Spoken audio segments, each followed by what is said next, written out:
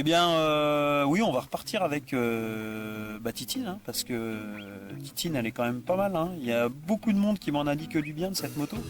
C'est vrai que l'an dernier au Pérou, on était dans des conditions un petit peu trop extrêmes pour cette moto-là, bien qu'il aurait fallu arriver à mettre la main tout de suite sur ce qui n'allait pas, ce que je n'ai pas réussi à faire sur le coup.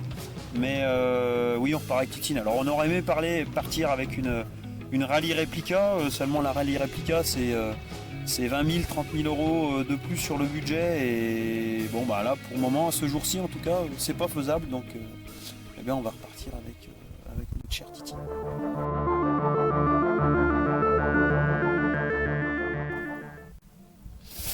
Le moteur de Titine est sorti de la moto et sauvé en partie. En fait, c'est plutôt le haut du moteur qui a bien pris.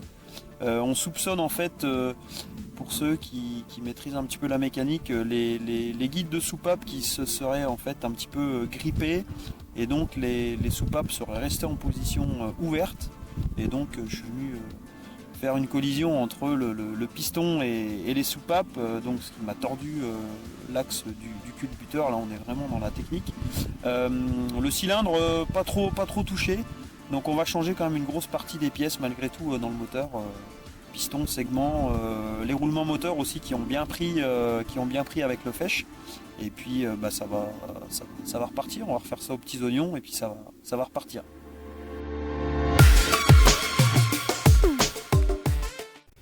Alors, on va dire qu'il y a eu le moteur de bien abîmé. Dans ma chute du troisième jour, j'ai aussi donc mes appareils qui sont situés au-dessus de la moto, qu'on appelle des speedocaps, qui nous permettent d'avoir le cap et donc l'incrémentation des kilomètres que l'on fait de la moto. J'en ai un qui a bien souffert, donc lui il va partir en réparation aussi. Et puis le mental a beaucoup souffert quand même, hein. Voilà, ça c'est pas forcément sur la moto, c'est ce qui nous permet d'avancer. Et le mental du bonhomme a bien souffert, mais c'est vrai que l'an dernier j'avais fait pas mal de séances de coaching avec François, que je remercie vraiment pour tout le travail qu'on a fait l'an dernier et qui m'a vraiment aidé à dépasser cette année l'échec de l'abandon pour rebondir, repartir et puis apprendre de nouvelles choses dans la vie. Et ça c'était intéressant, mais c'est vrai que le mental a fortement souffert. Voilà.